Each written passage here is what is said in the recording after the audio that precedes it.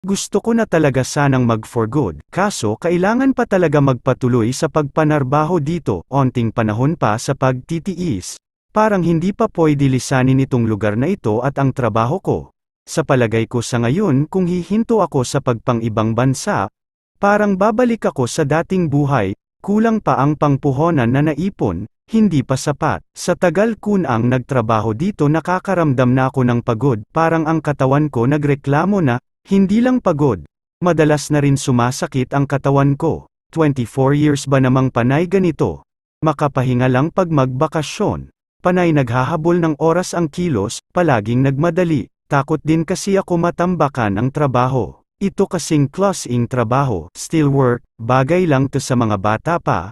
Kahit maghapong magbuhat ng mabibigat walang problema. Hindi makaramdam ng sakit sa katawan. Tulad noong kalakasan ko.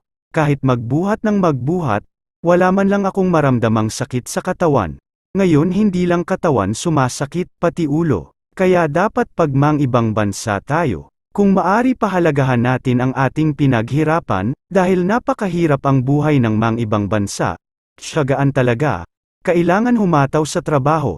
Para magkapera, dito sa amin walang nagbantay sa trabaho, bahala ka. Pero pagpabagal-bagal naman, sigurado tatambakan ka ng trabaho. Hindi lang matambakan mapag-alitan pa, sana pag mag-for good na ako matupad ang mga pangarap, yung may negosyo kahit kaonti lang basta kayang tustusan ang pangangailangan ko araw-araw, pag ganyan ang buhay ko sa atin, ang saya ko na. Mababa lang ang pangarap ko, yung makakain lang ng maayos araw-araw. Ang isang pinag-alala ko, baka yung onting ipon ko, pag negosyo hindi umubra, babalik na naman ako sa dating buhay. Okay lang noon kasi malakas pa kahit papano makahanap man ng trabaho. Ngayon baka pag mag-apply ako sa atin hindi na ko tatanggapin dahil may edad na. Naisip ko ang nangyari sa aking mama. Matagal din dito sa ibang bansa. Paghinto niya dito yung dala niyang pera ginegosyo, kaso hindi umobra. Kaya balik na naman sa dating buhay. Buti na lang nandito ako kahit papano nakakapagbigay ng tulong sa kanya. Hahay buhay o OFW talaga. Kailangan planuhin ang paghinto dito sa ibang bansa. Ano ang dapat gawin pag nasa atin na, paano mabuhay na makakain ng maayos sa araw-araw? Hindi makatulad sa iba. Yung ibang OFW pagbalik sa atin naghirap man tuloy, ay ito palang ginawa ko mga tropa sa bitan ito ng Carney.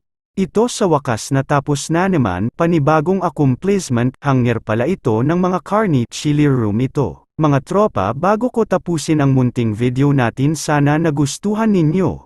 At may napulot tayo na onting aral, mga tropa maghingi ako sa inyo ng kaonting pabor sa pameraan ng pagpindot ng subscribe button at notification bell.